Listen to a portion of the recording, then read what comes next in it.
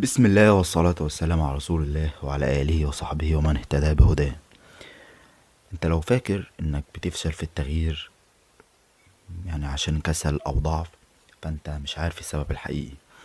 في حاجة واحدة بتخليك ترجع نفس العادات حتى لو عندك إرادة، والنهاردة هقولك ايه هي وازاي تكسر الحلقة دي بإذن الله. النهاردة كلنا جربنا نبدأ من جديد، نبدأ نعمل دايت، نقوم بدري، نسيب عادة مضيعة، ونتحمس جدا في الأول ويكون عندنا إصرار، بس بعد أيام نرجع لنفس النقطة، فنبدأ نشك في نفسنا. أنا مش هقدر، الدنيا دي ظروف في البلد، أنا عمري ما هتغير، المشكلة فيا. بس الحقيقة المشكلة مش فيك، المشكلة إنك بتحاول تتغير بإرادة مؤقتة مش بنظام ثابت. يعني إيه؟ انت ما بتحاول تقلب حياتك 180 درجة مرة واحدة، دماغك بيرجع تلقائي للوضع القديم. مش علشان كسل منك. هو لما هو الدماغ، في سيكولوجية الدماغ هي زي ما تقول هو بيحب الراحة. يعني ايه بيحب الراحة؟ ولو حس انك بتضغط عليه مرة واحدة، هيقوم عندك ويعيدك لنفس النقطة اللي انت كنت فيها.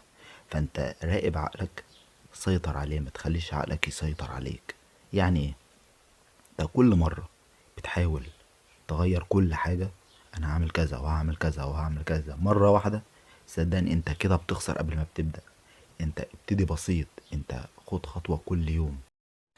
فأنا هنا صديقي الفاضل في قناتي ازاي تكون ناجح، لخصت لك خطوات التغيير في 4 خطوات بإذن الله تكون مجدية بالنسبة لنا، وبإذن الله تكون حلول لمشاكل واقعية، مش كلمتين وخلاص تاخدهم تسمعهم من هنا وتمشي. أنا مش جاي أقول لك كلمتين في كتاب قريتهم ولا في مجلة وبعدين أسيبك وأمشي. أول خطوة معانا هنا بإذن الله، ابدأ صغير، يعني ما تبالغش. يعني مثلا حضرتك لو عايز تبتدي عادة القراءة، اقرأ بس مثلا صفحتين في اليوم.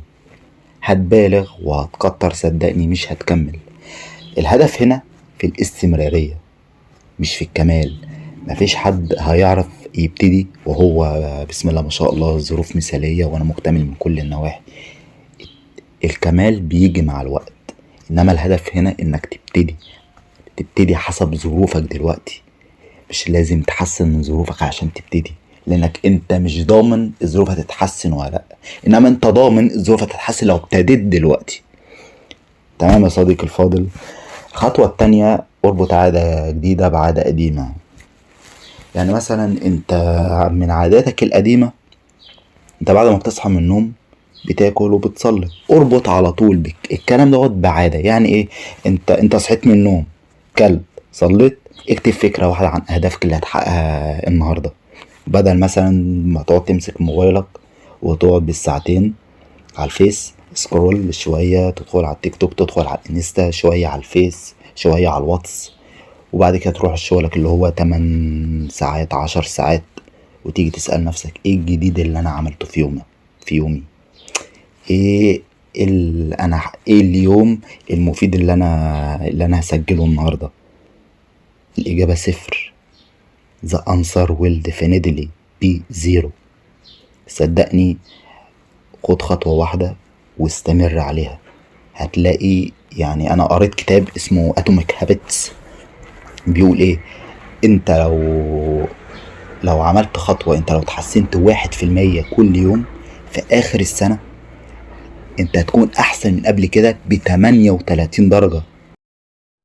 فالخطوة التالتة هنا معانا، خفف المقاومة. يعني ايه يا مالي خفف المقاومة؟ يعني خلي التغيير سهل، ما تعقدهاش، هون على نفسك.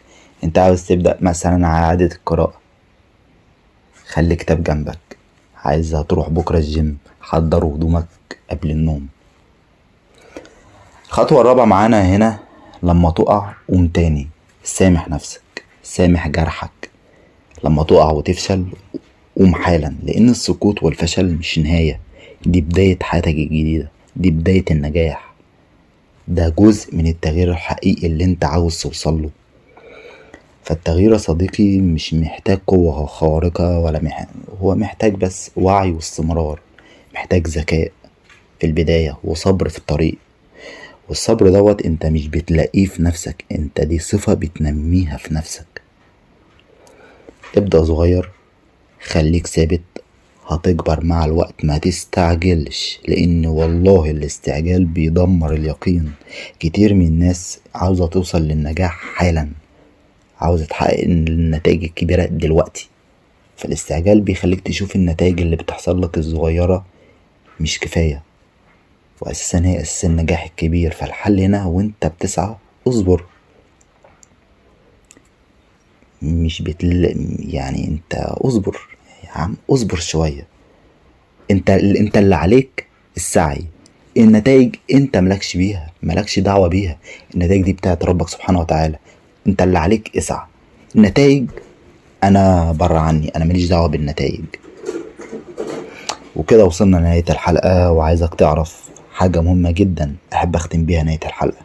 اساس النجاح واساس التنمية البشرية هي تقوى الله. يقول الله تعالى: بسم الله الرحمن الرحيم، واتقوا الله ويعلمكم الله. صدق الله العظيم. ولو عجبك الفيديو اعمل لايك واشترك في القناة وشارك معانا عشان نكمل الرحلة دي سوا، واكتب لي في التعليقات ايه اول عادة نفسك تبتدي بيها. مستنيك في الفيديو الجاي، والسلام عليكم ورحمة الله وبركاته.